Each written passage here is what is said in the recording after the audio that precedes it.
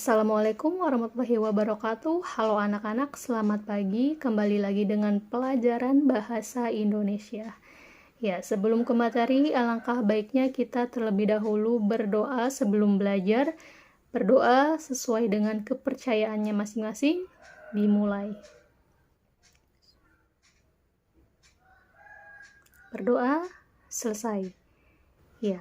Pertemuan hari ini kita akan membahas tentang struktur teks diskusi. Apa saja di dalam struktur teks diskusi tersebut? Mari kita kupas satu persatu. Struktur teks diskusi terbagi menjadi 3 bagian. Yang pertama ada isu atau masalah.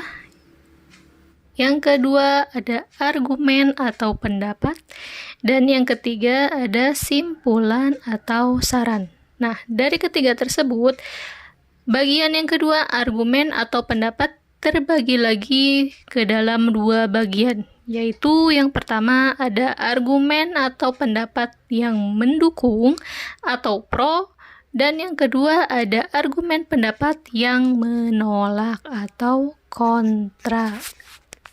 Kita bahas satu persatu dari ketiga struktur tersebut. Nah, yang pertama itu ada isu. Isu berarti di sana berisikan tentang suatu masalah yang akan didiskusikan lebih lanjut. Kemudian ada argumen mendukung. Nah, argumen mendukung di sana otomatis berarti argumen atau pendapat yang mendukung suatu diskusi. Dikatakan sebagai argumen yang pro. Nah, apa saja isinya?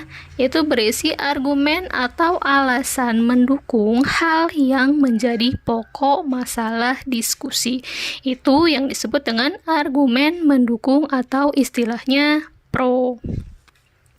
Dan yang selanjutnya ada argumen menentang. Berisi argumen yang bertentangan dengan argumen yang mendukung. Nah, atau istilahnya itu disebut argumen kontra. Untuk lebih jelasnya, disajikan sebuah contoh.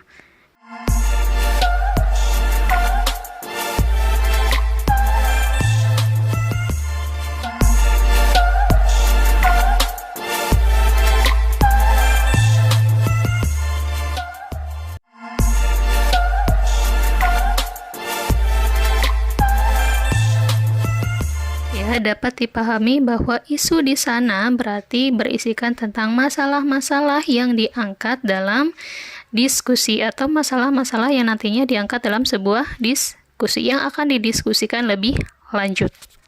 Dari contoh tersebut, sudah dapat diketahui bahwa isu atau masalah yang diangkat dalam diskusi tersebut adalah yakni tentang dampak-dampak apa saja yang ditimbulkan dari menonton televisi bagi kalangan remaja. Itu isu dalam sebuah teks diskusi yang dicontohkan dalam sebuah contoh teks.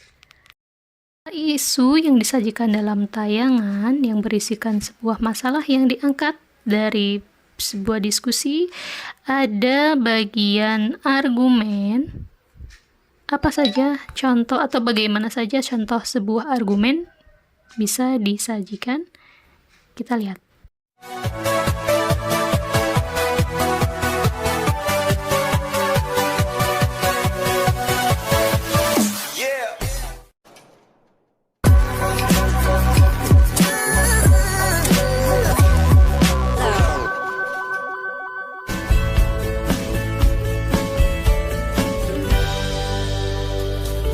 Sekarang masuk ke contoh bagian argumen menentang. Silakan disimak.